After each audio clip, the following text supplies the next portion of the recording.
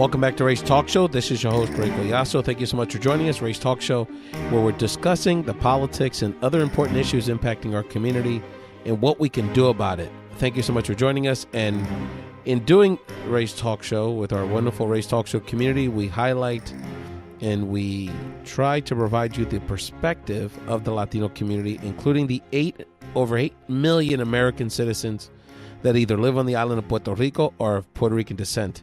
Thank you so much for joining us. You can catch Ray's Talk Show anywhere. You can download a podcast, iTunes, Stitcher, Spotify, SoundCloud, anywhere you download your podcast pleasure. Or you can check out our website, rayspodcast.com. Check us out on social media at Ray's Podcast, or email us your thoughts or reflections on these conversations, or any ideas or any contributions you'd like to add to the show. You can always email us at podcastrays@gmail.com. That's podcastrays@gmail.com. On this show, later on, we're going to have frequent contributor Leo Perales join me to discuss the latest attacks on our community via the federal budget process, tax reform, talk a little bit about Jamel Hill, and my take on the latest political headlines. But first, a little bit on Puerto Rico. In a moment, you're going to hear from a great friend to the show, Angel Medina, a Philadelphia-based activist living in Puerto Rico. He's a retired gentleman who just came back. He survived a harrowing experience surviving the hurricane, and he wanted to share his experience, more importantly, about the spirit of unity and what he saw on the ground while he was on the island, and subsequently, now that he's back in the States, what he's seeing, this incredible coming together of people throughout the diaspora and just like-minded people that you're seeing, regardless of their ethnic background, who understand the urgency and the catastrophe that has impacted the island of Puerto Rico and what we all should be doing about it, including the federal government. Before we hear from Angel and Leo, I just wanted to give you my take on where we're at right now in this moment of history, considering what's happening with these tragedies. And I wanted to make sure, before we get into the Puerto Rico further, to note our thoughts and prayers with our friends in Northern California, the Santa Rosa, Napa Valley region of that, some of the most beautiful terrain in this country, that is going through a terrible series of forest fires in that part of the country. Last reports, over 15 officially have been ruled fatalities, but and just even more troubling, over 100 people reportedly missing within those fires. So again, our thoughts and prayers to people like great friends of the show, like Wendy Balba and her husband and her family, who put some harrowing video on social media, literally having to escape the fires, having to drive away from her home. And hopefully her loved ones and her home and her property are in good care and are able to survive this attack by fires.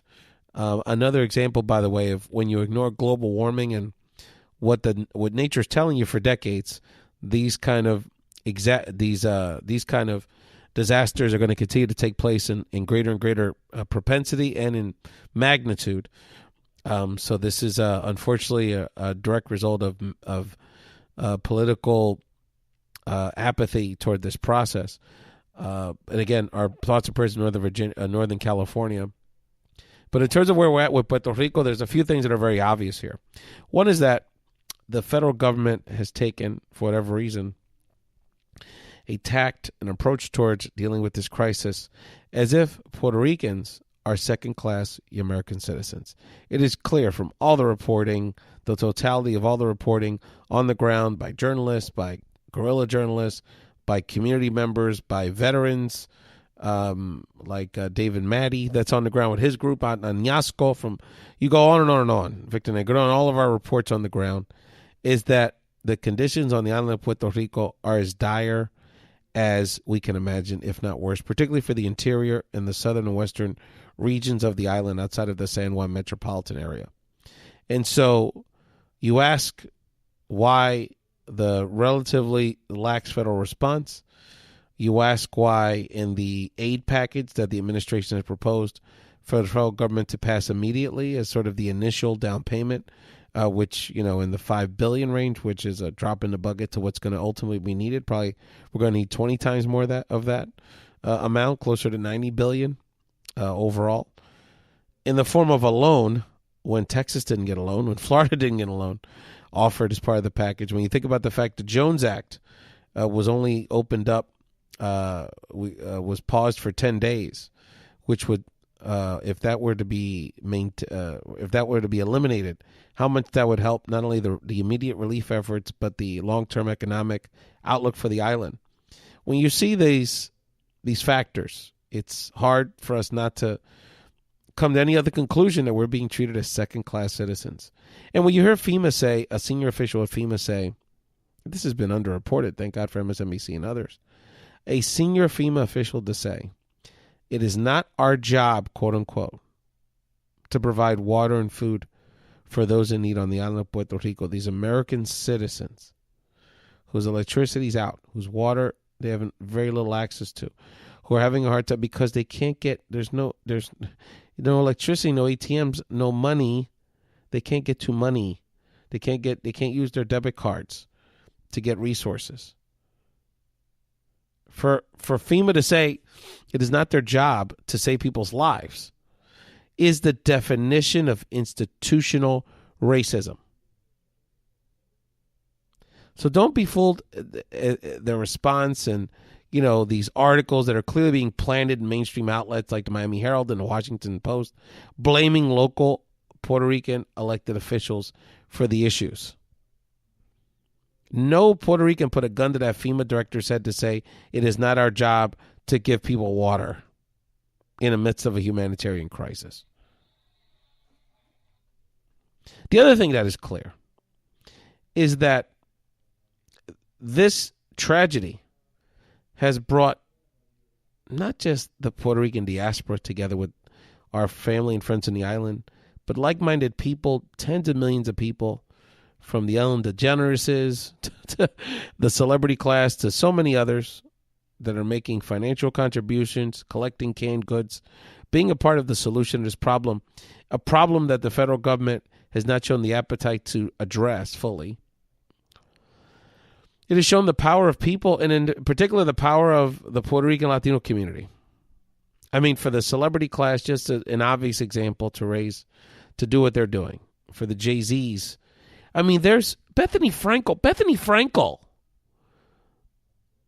I mean, you talk about a B-list trash reality show celebrity, socialite, someone who I didn't think much of until this event. There's communities in Puerto Rico Bethany Frankel got to first with aid before FEMA. God bless everyone, particularly non-Puerto Ricans, that have jumped into this and have helped our community. But it is clear that if we take one thing out of this tragedy, whether it's the Puerto Ricans that are bravely starting to rebuild, helping each other on the island, most importantly, or the Puerto Ricans in the states that are organizing drives coast to coast in large and small communities, collecting millions and millions, if not tens of millions, of pounds of supplies and goods and water, raising tens of millions, if not hundreds of millions, if not billions of dollars for relief efforts without the help of the government. If this is not a lesson to you all, not only of the dignity of the Puerto Rican people, but of the immense talent and potential that this community is in grace, that this community is displaying day after day after day, whether it's Carmen Yulín, whether it's Ricky Martin, whether it's Catilia Velez, whether it's State Representative Roberto Astencio in Miami. If you go on our Unidos pa Puerto Rico group in Philadelphia, my local group that is doing a tremendous job. Whether it's any of these people, I could sit here and name activists day and night that are engaged in this effort. It shows you the immense potential in talent and dignity and grace that this community is showing and has to. What more could we do once we rebuild this island? If we continue to put down, get the bureaucracy out there, realize there's only so much, unfortunately, this administration will do for us. We need to do much of it, if not most of it, ourselves. And we will get this done. I'm very confident of that. We need to continue the press conference to get rid of the Jones Act. We need to continue to press this administration to simply do their job. But in the midst of all that, as we're literally saving every anciano, every jibar. Let me tell you something. We're not going to forget any old person. FEMA, the U.S. government, may not mind if we lose another 5, 10, 15, 20,000 Puerto Ricans due to malnutrition and the and dehydration and the other medical issues, calamities that could well impact this island because of the disaster. But let me tell you something. We're not going to forget. Not one jibaro, not one pueblo will be forgotten in this effort. Let's listen now to Angel Medina, a great activist and friend who gives his personal perspective on where we're at in this moment of history, what his observations from what he saw on the ground on the island of Puerto Rico, his subsequent leaving the island and now being part day-to-day of the local efforts in Philadelphia and supporting the larger Puerto Rican diaspora in relief efforts. Thank you again all for help on this effort. If you're interested, I would recommend anyone besides, hey, if you give money to your charity of your preference, that's always helpful if you have an opportunity to go to the island. But I would encourage people to get their hands dirty. Most likely, if you know any Puerto Ricans, there is some sort of food drive, clothing drive, some sort of physical effort taking place to collect goods and water, medical supplies, and all the above. I encourage you to spend some time at one of those events. Fundraisers are fun. Networking is fun. That is great. And we're gonna support all those events that are happening around the country and around the world. But I encourage people to go to get your hands dirty and physically. More importantly, it's therapeutic. Be part of the camaraderie. People are at these events and these warehouses and these collection sites. People are talking about their family on the island. People are talking about their memories of the island. People are talking about what Puerto Rico and being Puerto Rican means to them. And I encourage you all to engage in that, whether you're Puerto Rican or not. Be part of this movement for humanity, because we can talk about all these other issues. We talk about, as we do at the rest of this program, we talk about, the scourge of anti-immigrant sentiment in this country and policy, the threat to take away people's health care, the threat to cut anti-poverty programs. All of those issues lead, worst case scenario, at times, to what's happening to 3.5 million Americans day to day right now on the island. I can't think of anything more important from a policy perspective we could be doing to address this right now. I'm not going to forget one of us.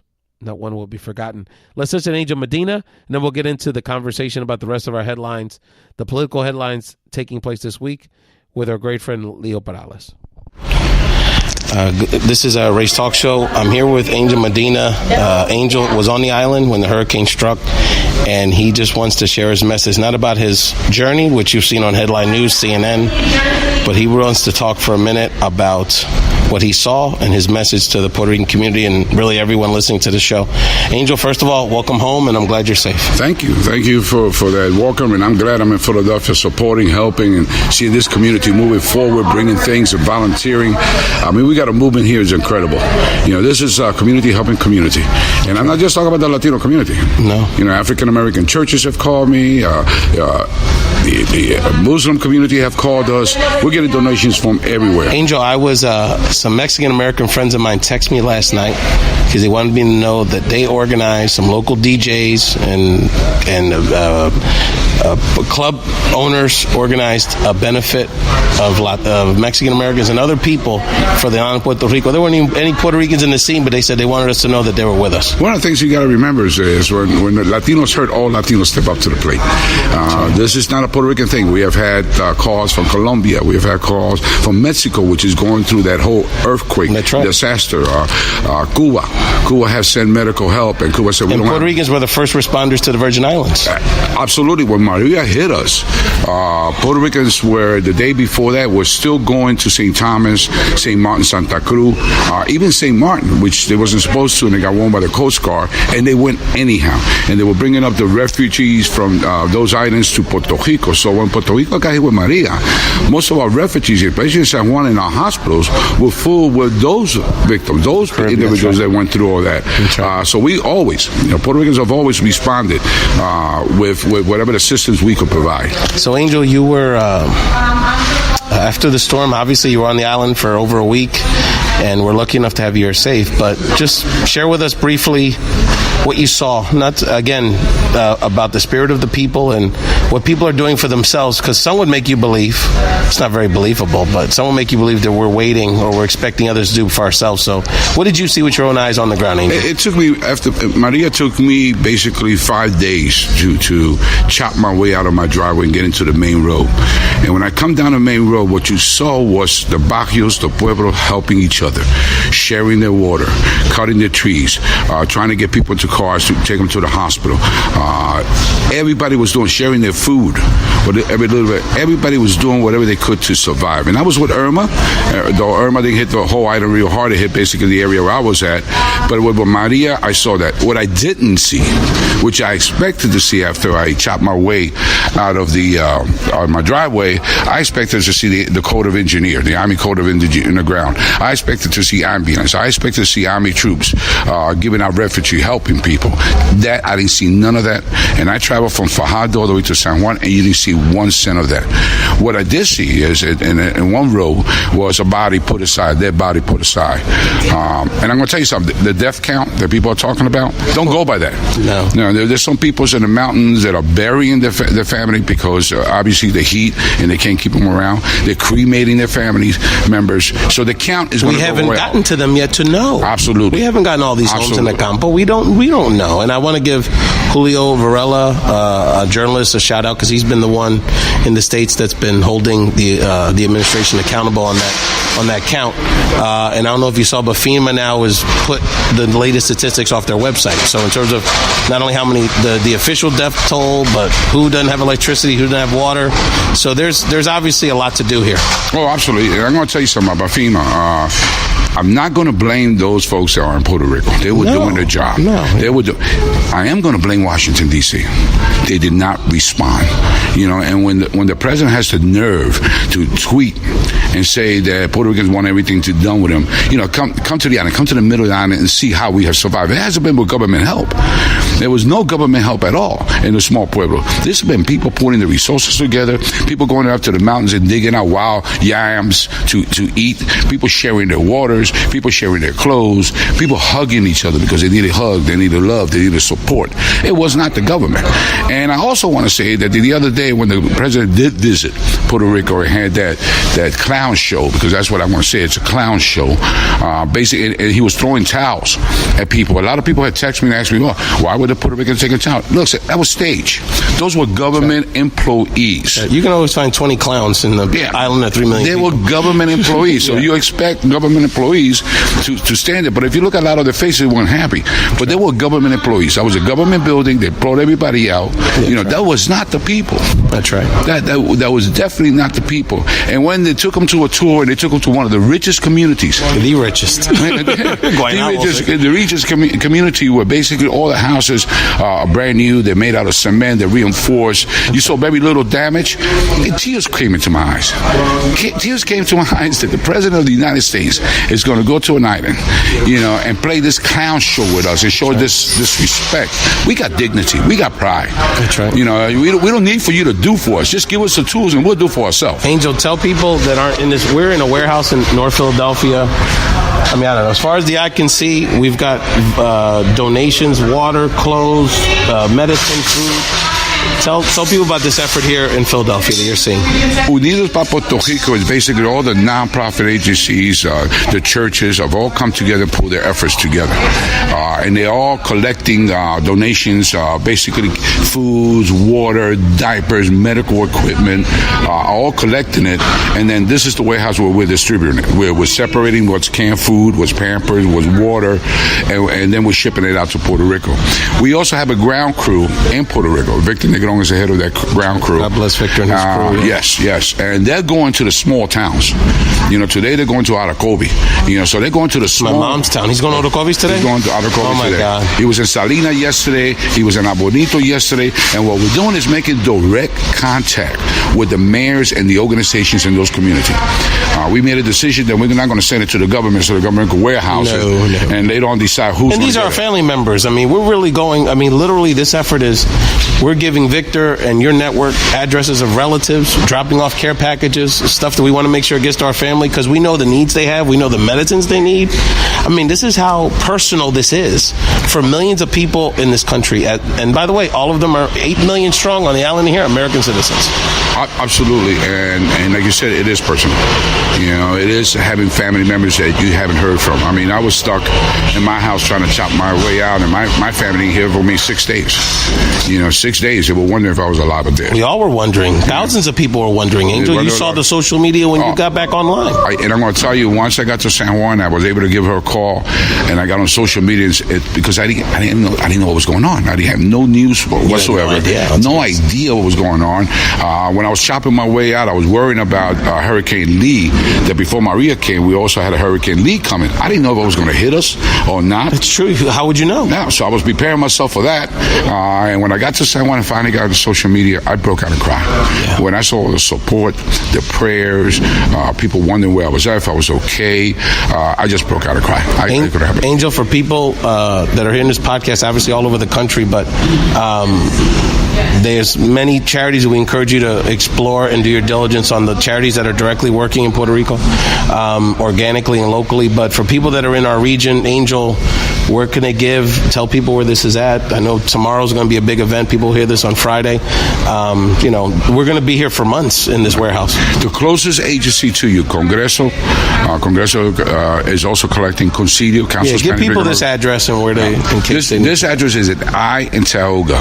If you're coming from Allegheny North, once you pass the railroad track bridge, look to your left and you'll see a big Puerto Rican flag, and you'll see Unidos. And drive all the way in the back of the driveway. And drive all the way in the back. It looks weird, but it's real. Listen, we thank God we had this warehouse. This warehouse was donated to us. Yeah. The only reason is we can't work at night because they don't have no electricity, but it was donated to us. And this warehouse is, I mean, it's humongous and it's half full. I mean, that's the kind of donate. And Angel, let me tell you something. Angel and these other volunteers, we have women here, elderly people. They're packing, wrapping. I mean, this is labor. This is not pretty charity stuff sitting there taking phone calls. This is the real deal. We already had 3 truckloads left.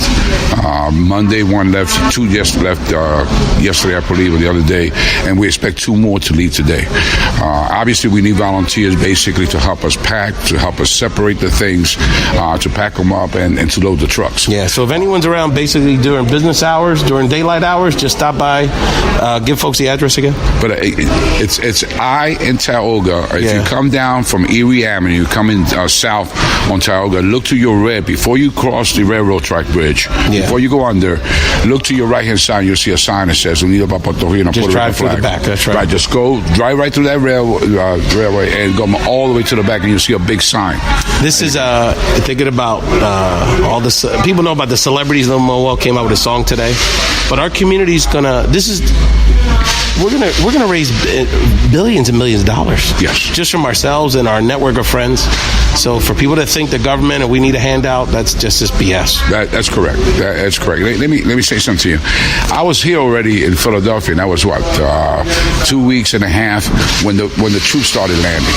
I went to Save Puerto Rico. It used to be old Roosevelt Road, and they gave that Roosevelt Road to the town, and they took it back. And what I saw was all military. Brigades with guns and rifles, Jeeps with machine guns on top of them. I didn't see the help. I didn't see the food coming through. And a lot of people are also mistaken about when they're talking about those containers that are in the docks in San Juan. Folks, those are not federal aid containers. Those were containers that were already there from the Walmarts, from the Kmarts, from the grocery, from all of the merchandise that basically was ordered before Maria. Exactly. And, it was not federal aid. Federal aid. Now with 3.5 million people. I mean, it's a lot of goods just for daily life that you're going to see on those docks every day. I mean, I agree that they needed to come out of those docks to go to the store so people could buy. But a lot of people have texted me and said that those were federal aids. They were not federal aids. That's right. Federal aids are coming in through military bases, and they're not coming fast enough. That's right. For instance, yesterday a helicopter came up to the mountain and just dropped it. I mean, just dropped the load, and then people rushed to get the load. To me, that's a disgrace. Who do you think we are? Yeah. We deserve dignity. We deserve respect. Our people have served in the service. Our people have died for this country. Angel, again, thank you so much. We're going to, like I said, I'm going to do my humble contribution, and I encourage everyone to do the same. And I just thank you for your leadership. Thank you that you're okay. And thank you for being the voice of the people, not only here, but on the island, because people need to know the dignity and the grace that we've handled this entire situation. I also got to say that maybe this is not the time to speak about this, but after this is over, after we get our feet to the ground, please get involved. That's right. Please get involved in your community. That's right. Please vote. There's displacement efforts. There's lobbying the Congress for aid. Please vote. There's real estate. We're going to need to keep the real estate in our hands because they're going to try to make it Hawaii. And we need to get rid of the Jones Act. Thank you. That's the act that chokes us. Okay. That's the act that keeps us as modern slaves. Well, Angel, we're going to work on that together. I'm already. That's another conversation. But thank you, Angel, and get engaged. Thank you. Good. Thank you, Angel Medina, and you're going to hear more from Angel Medina and other Puerto Rican heroes who are both on the island and throughout the Puerto Rican diaspora, contributing and fighting back. And hey, it's clear from this administration that we have to literally save the quality of life for 3.5 million Americans on the island of Puerto Rico. So the kudos to Angel, and we're going to continue to talk about Puerto Rico because all these other issues are oftentimes hypotheticals. Well, if this bill passed, what would happen to people? If this were to happen, what potentially could happen to people? I mean, you can't get any more real than people needing food and water to survive. And as you've seen from many reports on the ground, how is this? The question we have to ask ourselves: how is this happening to Americans? And unfortunately, there's no good answer to that. You're listening to Ray's Talk Show, and we've got on the line now for the second half of the show my new brother. You know him from his own podcast, The Perales Report, and his first appearance last week, an excellent rookie debut, our main man, Leo Perales. Leo, welcome back to Ray's Talk Show. How's it going, virtual big brother? Yeah, this is Leo Perales. Happy to be here. Leo, man, obviously I'm definitely stressed about what's happening on my island, but we have to be diligent. And one thing that's not stressing me is good people like you that are part of the Ray's Talk Show community, Leo. And I know that besides what's happening on the island, there's lots to talk about, brother. It never ends. It's never a dull moment with this president, it seems like. That's right. And on Sunday night, when most of us were wrapping up watching Sunday Night Football or resting up for a work week, he made actually a very important announcement, which impacts over 1 million of our young people and really impacts immigration policy in the Latino community quite a bit. Yeah, no, he did. It really, the headlines read, DACA fix reneging, it's essentially, and the White House put out a list of demands essentially. So I guess they. Chuck and Nancy didn't. I guess their deal didn't go through. I guess so. The White House is telling Congress right now that it wants a border wall and it wants to set new limits on legal immigration in return for allowing DACA recipients to stay here. So as we've kind of seen, this president's going to use 1 million dreamers as bargaining chips for a wall. But just real quick to touch upon a couple of the things that came out of that letter, the White House wants money to build a border wall.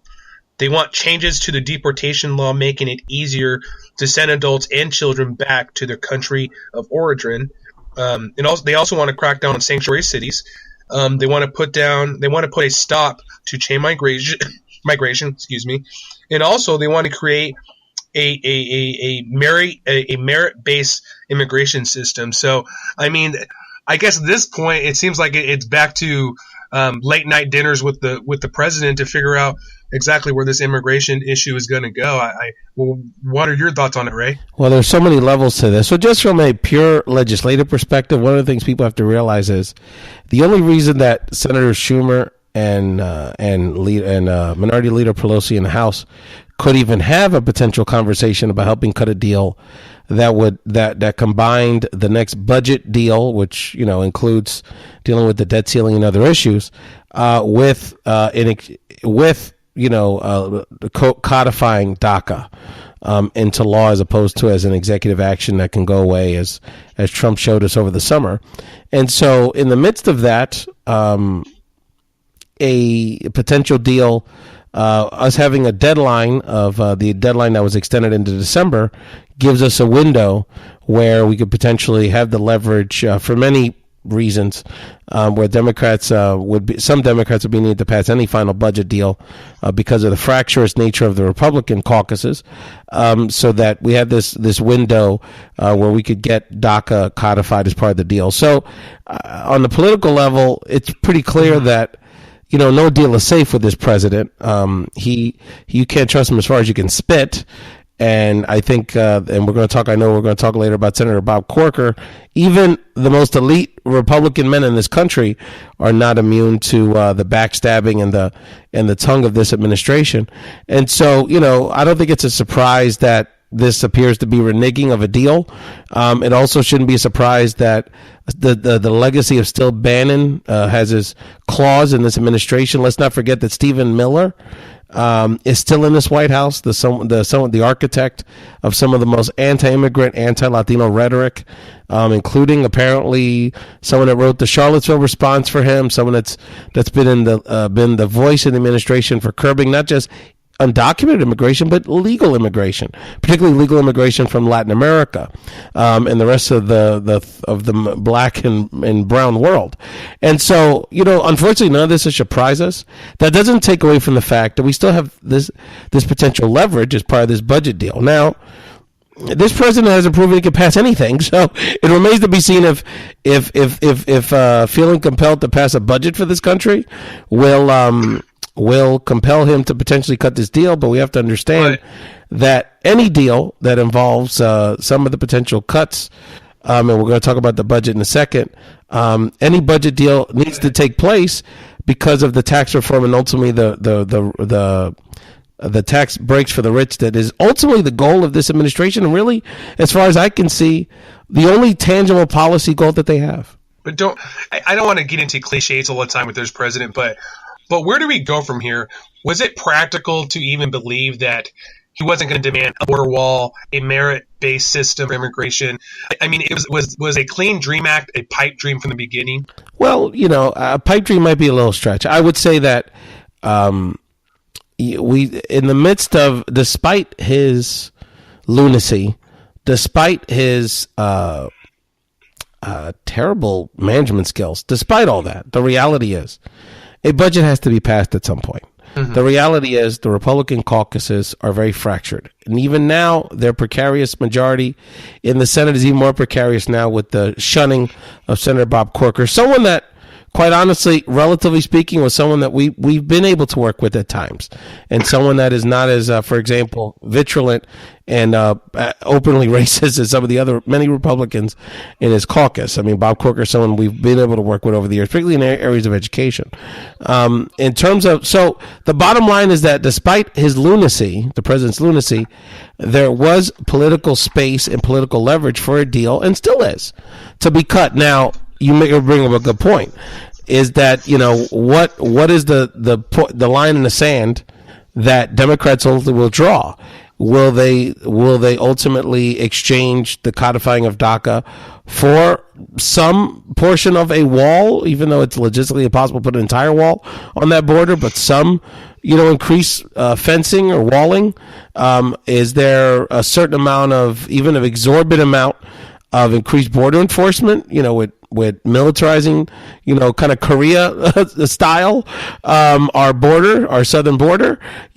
Is there a space there, or is there still a possibility of that deal being cut? There is a possibility, and that's why we have to continue to be vigilant, because, again, the eye on the prize for the administration and unfortunately for Republicans in Congress is to have a budget that has cuts so they can justify tax breaks for the rich. So I'm actually more concerned about that element of it, because for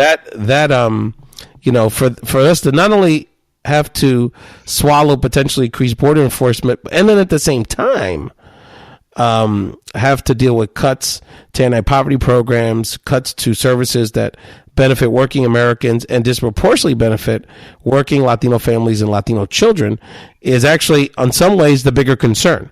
So, this is still, despite his nonsense, this is still a negotiation. He has now set a very far marker on the right to where we begin this negotiation, but it's still a negotiation nevertheless. But it just proves to you, and I'm going to repeat this several times on the show, and I want people to just understand, whether it's Puerto Rico, whether it's immigration, we're going to talk about the budget in a second, some of those potential cuts, how the mayor of San Juan, Puerto Rico, a very educated, very impressive woman, someone that had great success in corporate America, is being talked about. Jamel Hill, who we're going to talk about in a second, how she's being talked about. This is an administration that's hell-bent on not only rhetoric, but establishing policy that slots Latinos and African Americans and other people of color as second-class citizens of this country, and we can't stand for that. No doubt. But I think the biggest thing that I think dreamers out there all across the nation are thinking that, from the get-go, I think that's the reason why they stormed Nancy Pelosi's press conference that one day, demanding a Clean Dream Act. Are we going to see anything of substance come March? Come by the end of these 6 months, in your opinion? Well, I think the main thing is we need to see it by December. The leverage we have is the leverage we have now, because, again, after the initial deal was set and they extended the deadline for the debt ceiling, I mean, they have to keep the government paying bills, I mean, and functioning. Shutting down the government over any of these issues is not a political winner, typically for the group of the majority.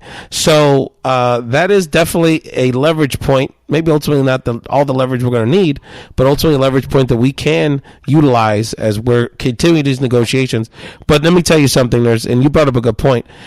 While we have technically till March, we really only have till December, January, because if we lose this window of time with the budget conversation, the debt ceiling conversation, we lose a lot of our leverage in this process. And, just because it's the right thing to do and just because it wouldn't make any sense logistically or economically, you're losing tens of billions of dollars in GDP with withdrawing these almost 1 million young people out of the workforce. That doesn't necessarily mean these folks are going to do business. That's why we have to do everything we can to move these people to get something done really over the next 60 days. Oh, no doubt. I just want to bounce the stuff off you, because over here in Washington, we have almost 17,000 dreamers here across the whole state. We have almost 2,000 over here in the Tri-Cities, over here where I live, and it's really affecting a lot of individuals. We actually had the Attorney General come down here yesterday to talk with local dreamers and about some of the amazing work he's doing. I mean, this Attorney General over here he's pulling no punches. He is in the ring every single week with this president. He just sued the president this past week over the contraceptive mandates that he has blocked, essentially, that President Obama put in. But it's going to be a long-term fight. But like you said, we need to see something by December. And one thing that I'm pressing on the Perales report is these are people's lives we're talking about here. I guess the Republicans and people who are anti-immigrant just do not understand how immoral their position is, and that's why we're going to start doing stories on the Perales report about local DACA recipients. So I'm looking forward to putting those stories out there. No, Leo, and I'm so glad you brought that up. And of course, we're taping this conversation days after the deadline, which was October 5th, for people that for DACA recipients that were eligible to apply for their extension. So we hope everyone listening to the show had the ability to do that. There was reports of about a quarter of the students, anywhere from 20-25% or so of the young people that were eligible to apply for the extension did not. I mean, there may have been logistical reasons, there may have been fear, there may have been, hopelessness. And so we're hoping that, we're here to support everyone, whether their DACA eligibility ends in March or is extended further than that. But you're absolutely right. Not only you're talking about millions of families affected by not only socially, but economically. I was in Arizona a few weeks ago, Leo, and I was meeting with a group of, I want to have one of them on the show. I actually met with a group of not only Latino DACA recipients, but DACA business owners. These are people that not only contribute to the economy, pay taxes, pay their personal taxes, pay their business taxes, employ people of all legal statuses. They employ non-Latinos at their businesses. They're supporting families. They have mortgages. They have car notes.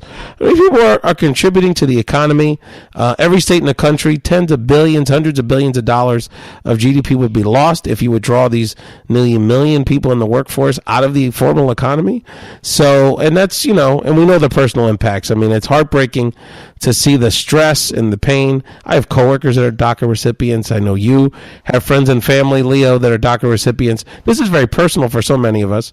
And so we just want to let our DACA recipients know, and our young dreamers on the front lines, that we're with them, and we're going to continue to share their stories. And we're going to have DACA recipients and DACA dream students on the show in the coming weeks and months. And I know, Leo, we know we're with them 1,000%. Oh, no doubt. This is a really big issue for us here in the local community. And I've been amazed by a lot of people who have taken the time to understand the plight of these individuals and not hold it against them. But really, at the end of the day, I tell people it's not just about the DACA recipients. It's about everybody. There's individuals who risk their lives to come here. And that's the message that I'm trying to put out there, and that we need broader immigration reform. We can't pit just these, I guess, good immigrants versus all the other ones. They're all good people. And if there is individuals here who are committing crimes, right, I'm sure there's malingers, then we'll deal with them. But at the end of the day, a lot of the people that I see, they work. Like you said, we would see a $460 billion hit to our GDP over 10 years if these people are deported.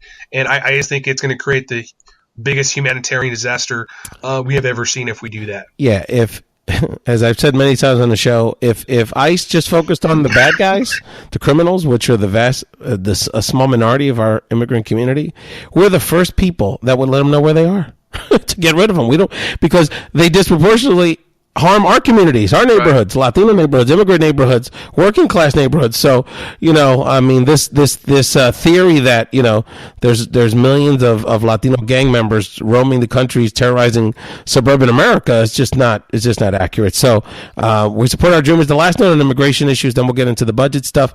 I'm happy to say, very proud that I was meeting with a group of Latino leaders in Northern Virginia. Latinos are on the come up, my friend Leo. And a lot of, I don't know how much you're familiar with that community, that DMV, DC area Latino community. It's the most unique big city, big metro area community in the country, because unlike on the East Coast or the West Coast, where you have either Puerto Rican dominant communities or Cuban American or Caribbean, and then of course in the Southwest, Mexican American communities are dominant. That is a Central American dominant Latino community, that region of the country. And so the TPS issue, which is temporary protection status for Latino immigrants who are political refugees from countries like El Salvador, Nicaragua, Honduras, islands like Haiti.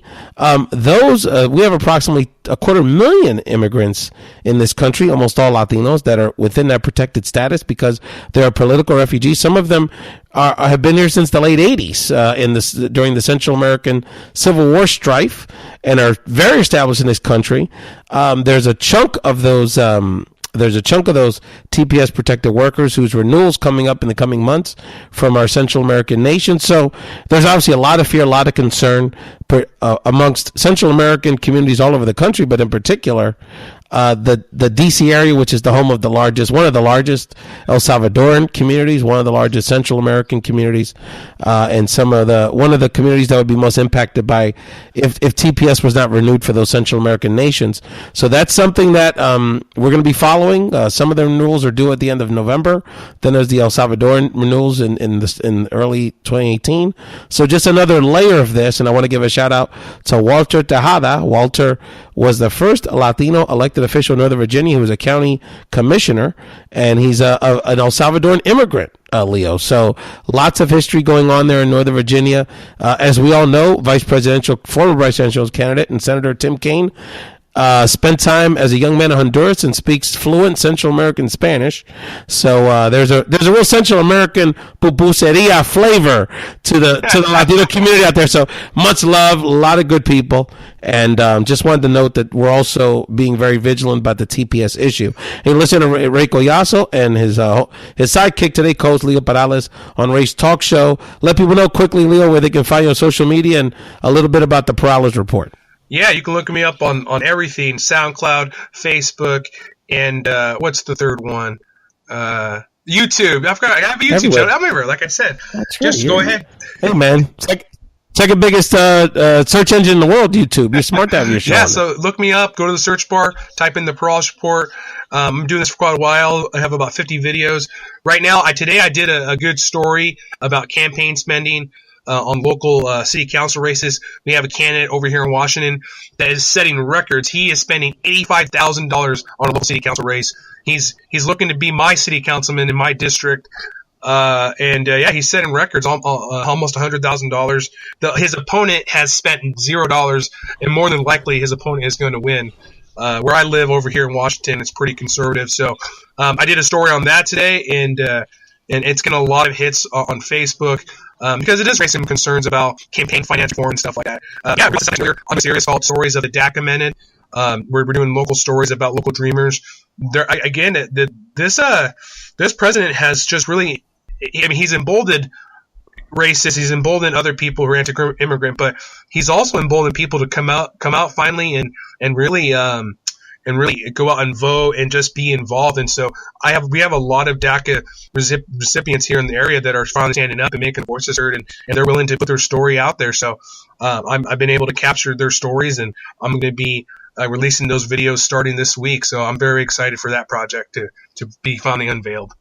Yeah, you definitely check out the Perales Report, and we always link up and share your latest episode. You're you're on the grind, brother. So really appreciate what you're doing out there for our communities out in the Pacific Northwest. And to that point around people getting engaged, I want to share. I was in a coffee shop the other day, and I was sitting next to a group of young Asian American women. They were seniors in high school. It seemed like they were talking about college applications and things like that. And then they started talking about the political stuff, and they were commenting. It turns out I believe the four of them were all Korean American students. And they were talking about the discrimination and the teasing and the social media bullying they're starting to receive from people because they're Korean American, because of this rhetoric towards the president of North Korea. And I know on some level it sounds silly, and look, we all know that the president of North Korea is a nut, probably just as nutty as our president. So there's no love for him per se, but the bottom line is that, this rhetoric that the president is spewing about really everybody, particularly people of color, that challenges authority, does have an impact in ways we're not even seeing. It never even occurred to me that Korean Americans would potentially be a target at this point, but it makes perfect sense when we think about during World War II, the internment of Japanese Americans. So there's Japanese Americans that were alive when that took place. So this is not, unfortunately, how rhetoric can spiral out of control with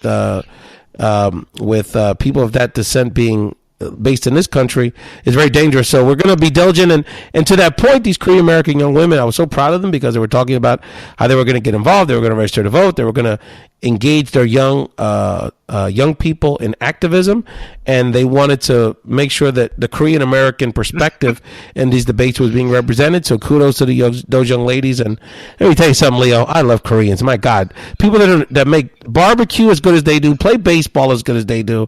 Some hip folks, man. Much love for our Korean brothers and sisters. I know we have a strong and vibrant Asian American population in your state, so they bring a lot to the table. There's no doubt about that. We have tons of Koreans over here in our neighborhood. We actually have one of the best Korean restaurants, so if you ever make it to the Tri-Cities, Toshi's Teriyaki, shout out to you guys. Best place in the Tri-Cities for any type of Korean cuisine, please. So it's not a question of if I'm going to be there; it's when I'm going to be there, brother. So you better take me there, and then I'm sure you'll take me to the best. I need some good menudo the weekend I go. We definitely got to kick it real style. So no doubt about it. So let's talk a little bit about the budget quickly. The House passed its budget initial bill last week. The Senate is expected to take up their budget proposal in a couple weeks. And the bottom line is that it's very complicated, but I do want to, this is sort of the bottom line our network has to understand. The plan, the Republican caucuses in this administration, their plan is to present a budget under the fake guise of fiscal responsibility that slashes programs in our federal government by over $1 trillion. What they're not going to emphasize to you is that those cuts are almost entirely to anti-poverty programs like SNAP, like housing subsidies, like education funding, like for Head Start, TRIO, those sort of programs. And Medicaid would be probably the biggest thing that gets slashed. Talk about the gun control debate. How do you think people get mental health counseling in this country? How do you get opioid counseling in this country? You get it primarily if when you're on Medicaid. So they're looking to slash that by hundreds of billions of dollars. And so I want people to understand that what they're going to say things like, this is fiscally responsible. It's going to look how much, and there'll be a CBO report that'll say, yeah, this budget for face value would lessen the deficit.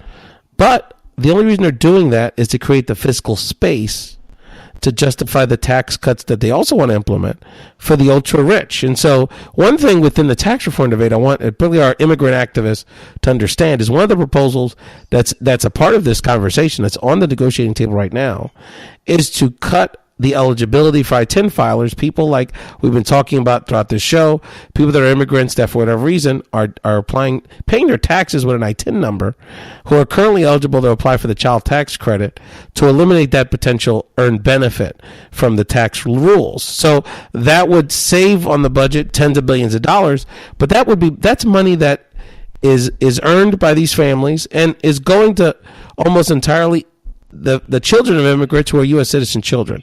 So within this budget conversation, within this tax reform conversation, which seems very complicated, very ethereal, very hypothetical, very academic, there's actually very, very serious attacks on the Latino community. Just give you one example in education. And I didn't realize this until I started looking into these numbers, Leo, is that, the Head Start program, you talk about something that is critical for our young people, to get them into pre-K, get them into early childhood learning programs that's a critical age.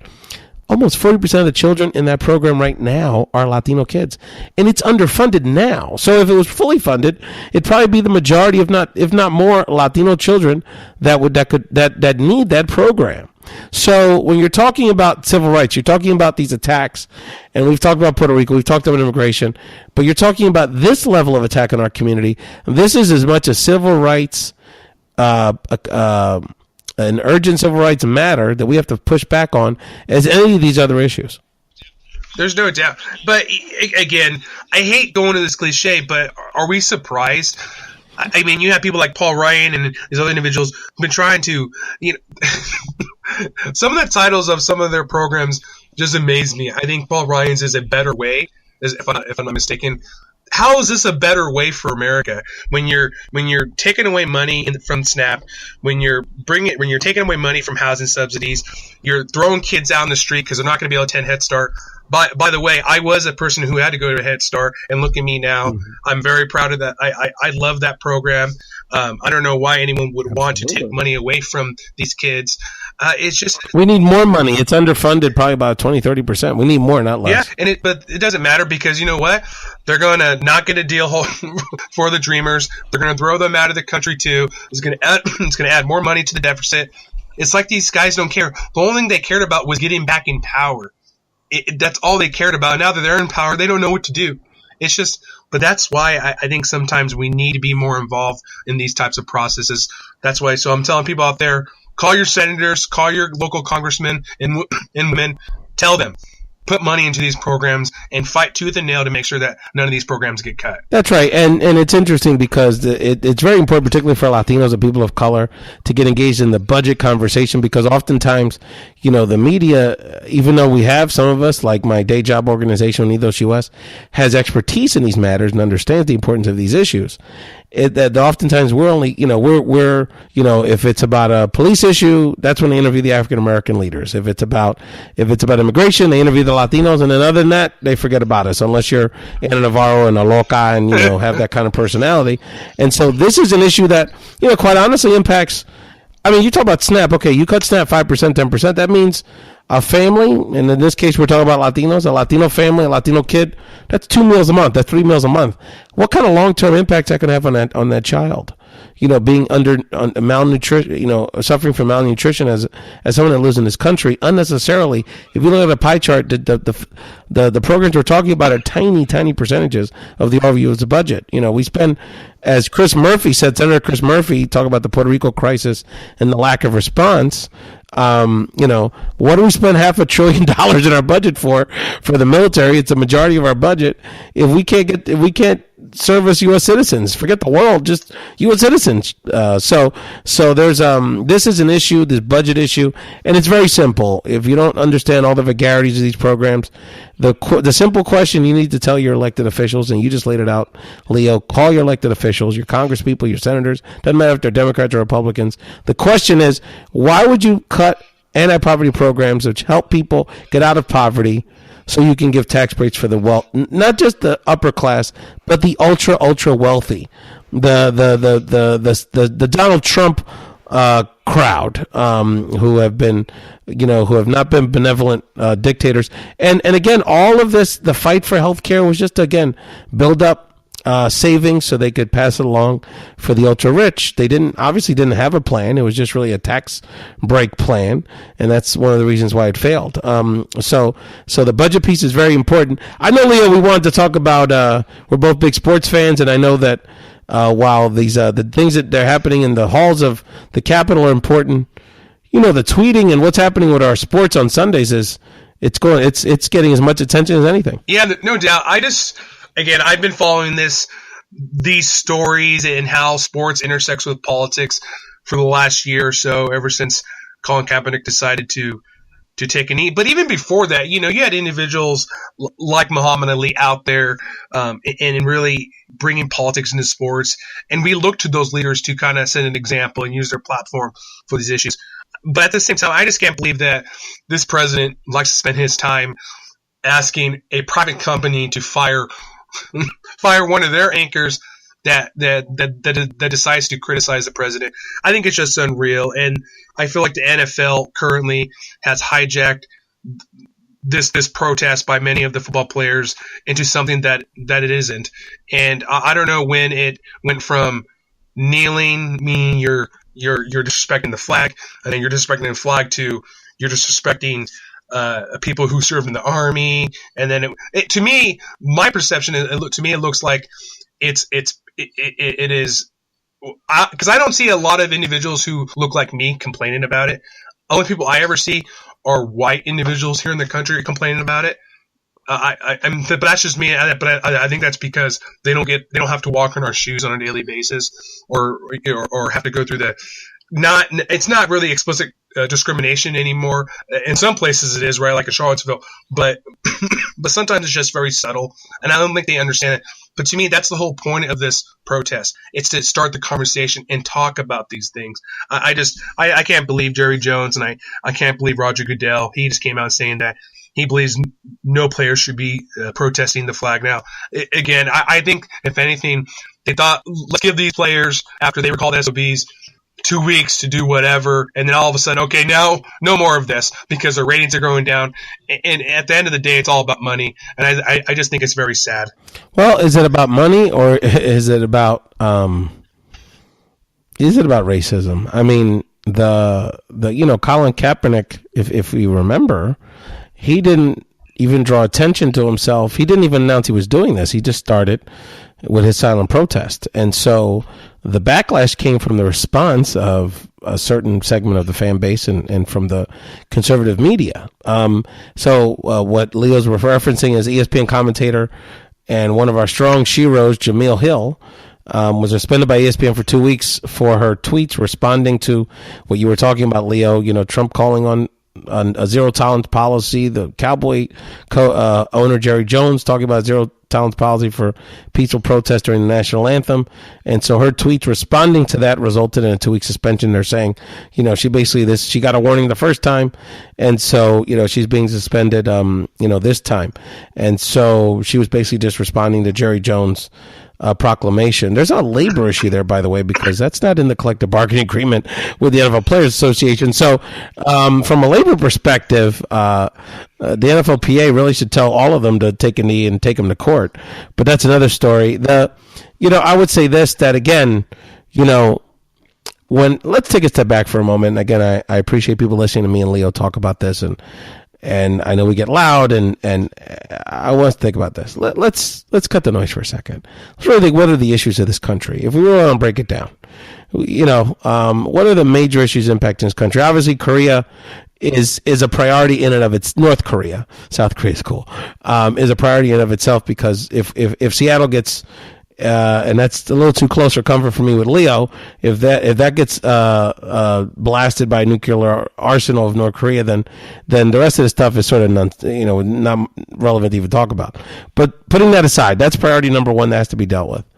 If we think about income inequality in this country, if we think about, and I don't think call it the opioid crisis, call it the medicinal crisis, because you're talking about all kind of pills, all kind of things people are snorting, shooting up. The amount of drugs and the amount of pain, quiet pain that is tearing families apart, tearing people apart, that's happening in this country through the over-medication of this country. We can't talk about it enough. We need to talk about it more in the show. Those are the issues. And obviously these are civil rights issues, right? So criminal justice, the immigration issue, that really stems with income inequality, economic inequality. And look, the disaffected white person in the Midwest that has gotten screwed, they have every right to feel upset. The manufacturing jobs, there was many of us that saw this coming with NAFTA, and some of those trade deals. There's some truth to that.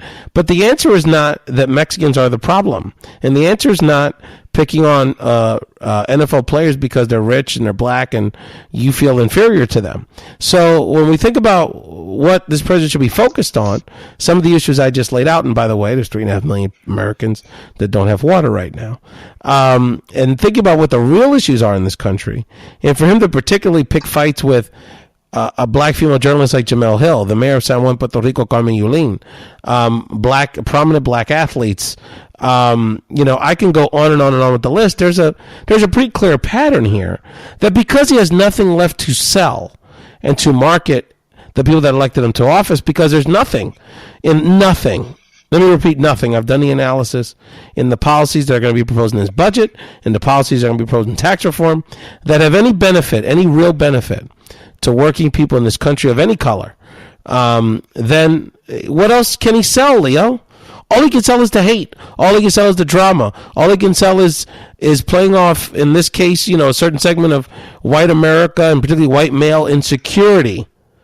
And by picking on these, very accomplished people of color, very accomplished women, he is giving them the only thing he has left, which is hate, distractions, nonsense, and division. And so why should in 2017, when I'm sitting next to these 4 Korean American young women who are going to probably go to some of them, we're going to be the most accomplished people of their generation, are going to go to college and be great Americans, should they be fearing that they're going to get bullied at school? Should they be fearing for their life? What kind of leadership is that? It's very poor leadership. I'm going to try and learn not to quit saying I'm not surprised, but at the end of the day, I'm very not surprised. This presidency has been the most ineffective I think we've seen, and that I remember. But then again, I'm a young guy. But the first 9 months as president, he has done nothing. Nothing. The only thing he ever did was sign some executive orders and then held them up for the cameras for 9 months. That's all he's done. And so he has to kind of inject himself into these culture wars and wedge issues because he wants to placate to his base. He wants to make sure, hey, I'm sticking up for you guys. This is our country because we're here to take our country back. And it's just sad, but at the same time, we are starting to see a lot of people, common sense individuals, because there is common sense individuals on the right and on the left, people that we like who are going to go to Washington or my neck of the Olympia and get things done. Because people are getting tired of this type of stuff. People in Wisconsin, Michigan, they're all getting tired of this. He's not becoming popular anymore. I think he really is becoming a detriment to his own party. And that's why he's trying to, now he's going back to one of his things he's always done, right? Drain the swamp. He's going after Bob Corker now. He's lambasting him all over Facebook. All this is just a distraction. Yeah, Leo, but unfortunately, it is effective for a certain part of his base. And the fact that there's any semblance of whether it's 30%, 35%, depending on what polls you look at, the fact that it's a pretty significant part of the country are down with this guy no matter what. There's ride or dies. And, that to me is kind of a bigger issue, to be honest with you. But in the meantime, you're right. We have to continue to organize. Let me tell you something, especially with this Puerto Rico crisis, and which is pretty much all encompassing in my life at this point, I've never, the amount of organization, the amount of care, the amount of philanthropy, the amount of unity that I'm seeing in the Puerto Rican community and by extension, friends and allies of our community coast to coast and throughout the world is truly inspiring. And so there's all kind of hope. I mean, look how far the Dreamers have gotten. I remember that they created this whole effort, amongst organically and to the point now where this country a decade ago would have demonized these young people, now is overwhelmingly supportive of having these young people stay in the country. So it's organizing and working together and diligence. Over time, we will win out. There's no doubt about it. And again, you're listening to Ray's Talk Show. And, my man Leo has a new segment for us on the show, and I wanted to give him an opportunity to kick us off here. And he's got some questions for me that he wanted to share. Yeah, I wasn't going to go honeymooners on him. I know I'm still young, but I'm cultured. I like that stuff. But we're not going to do, hey, Ralphie boy. We're going to call it, hey, Ray. And first one up. Hey, Ray. I remember when the girls call me that. I mean, you still got game. What are you talking about? Well, I'll tell it to my wife. Well, first thing on the list is Trump putting down Bob Corker over the weekend. What did you make of that? And what type of long-term effects do you think is going to stem from this little tirade with Bob Corker? Well, Senator Corker is sort of the first Republican brick to fall off the wall of tolerance. The reality is most of these senators, and he's basically said as such, know in their heart, en los corazones de esa gente que es un diablo. I mean, the guy's evil. And so he's tired of the rat race, tired of the DC swamp, if you will. He's not going to run. And so he feels like he has the freedom to tell the truth. I think that our hope is that we will continue. This will start a chain reaction in the Senate. And so the short term, the win there is that if he's not a vote for this super right-wing agenda, which would deny some million resources to our community, that we can push. This will help us push back on these potential budget cuts and tax breaks for the ultra rich. Long term, ultimately, to get anything like the 25th Amendment implemented or any of these, sort of impeachment sort of avenues to try to rid ourselves of this scourge, the Democrats have to take over these chambers. And so that's going to take voter registration, voter mobilization. It's very doable. We have about 60 districts in the country that the progressive movement is targeted as flippable. Some of which maybe, I'm sure, one or two in your state as well and around the country. But it's going to take some work. And what I've seen on the ground, and anyway, it's going to take some work, but it's definitely possible. But hopefully Corker it can provide that domino effect. Awesome, yeah. Next one up, Harvey Weinstein. He's been accused of some sexual harassment allegations, and also later in the last couple of days, rape allegations. And he's been a really big, heavy donor for the Democratic Party, ever since the Clintons and then the Obamas. Do you think this has a big effect on the 2018 elections now? I'll tell you what, it's interesting. 2018 elections, I think it's irrelevant. I think that, when you look at the mainstream media, you have to understand something that, this is very much, I don't want to say a creation of the mainstream media because it's disgusting. He's a powerful man. What happened to all these young women and the silence that was in Hollywood over the years is horrible. Unfortunately, this happens in corporate America with conservative executives and liberal, progressive executives all the time. The power of rich men, particularly rich white men, that have all these, have these leverage points and have areas to silence many of us, particularly women, young women going through trying to just have a career, is very unfortunate. That being said, the reality is this is just one of these stories that typical mainstream media, they glob onto, they exaggerate its importance. These are their friends. These are people they go to, just looking at these folks on CNN and MSNBC and the New York Times. And these are the kind of people that they have their cocktail parties with. They're at the Hollywood, glitterati with. They're on the red carpet with. So it's a gossipy story. It's salacious for them, particularly because they have so many personal connections to it. But the bottom line is that, there's no reciprocity between, a powerful executive, no doubt, but at the end of the day, just a businessman. Sure, he gave to people, but the rich people give to politicians. That's what they all do, including Trump. And someone that has the power and the influence of our current president. So it's a shame. Hopefully this will move the needle as it turns to supporting women's rights and preventing and diminishing sexual harassment in the workplace. But the story has gotten way overhyped. Right. Next one up, Hillary, and I'm not talking about Hillary Duff. I'm talking about Hillary Clinton's always in the news ever since her book came out. What happened? A new story came out today saying that she gave a manuscript to Bill. Bill read it and said, "Are you kidding me? Are you going to publish this?" They got in a little spat, and he thought the book was essentially garbage, and he threw it in the garbage. What do you make of that? And what do you make of the former Democratic candidate out there stumping about how she lost? You know, Bill in 2008, was it? 2008 was probably one of the biggest reasons she didn't win the Democratic nomination. He really sabotaged her. He stayed in the background this time, but you know, that's the nature of their relationship. You know, the appeal to each other is not only this thirst for greatness, if you will, in the political arena, but this intellectual jousting that they do. So, you know, he's been a pain in her ass a long time, brother. I knew you'd say that. Last thing I want to ask you about Tom Petty. A lot of people didn't really talk about him. I mean, he died on that Monday after the Las Vegas shooting. I'm a big Tom Petty fan.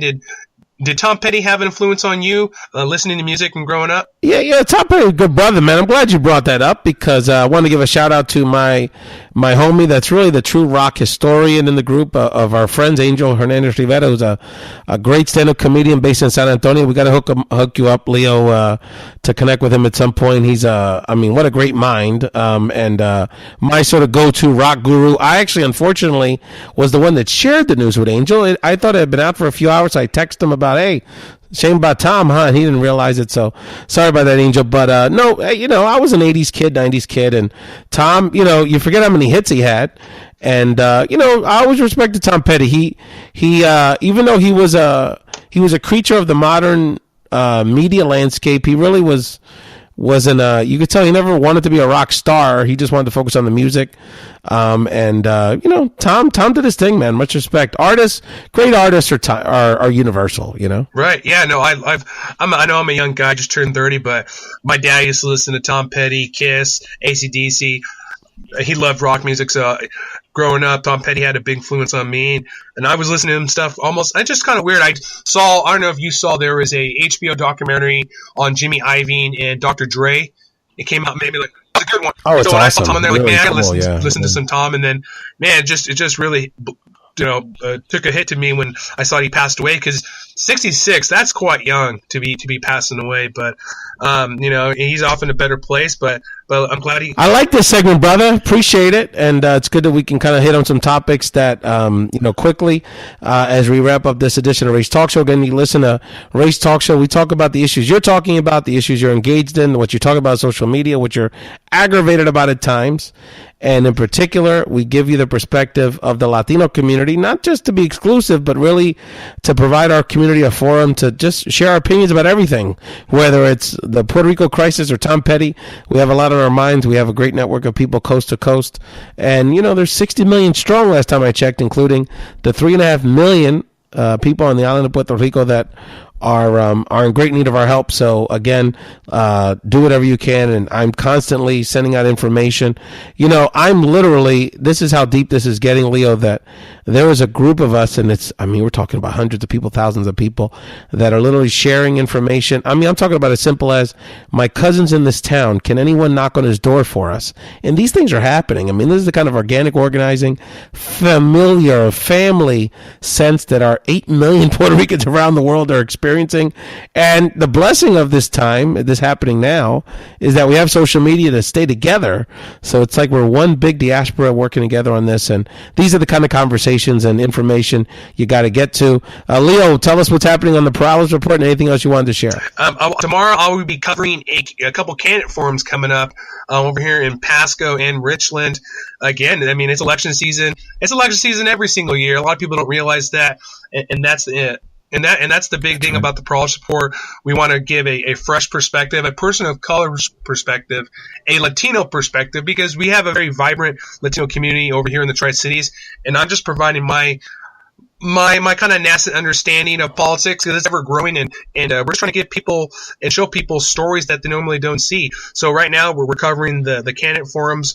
I do tons of candidate interviews. So if anyone's out there and they want to know what type of candidates we have over here in Washington, especially in the Tri-Cities area, look me up on YouTube, Facebook, and SoundCloud. Lots of good stuff out there. I'm glad you brought the elections because I wanted to tee up that in the coming few weeks. So we do have a lot of elections, some critical elections, sort of appetizer elections getting into next year's federal cycle.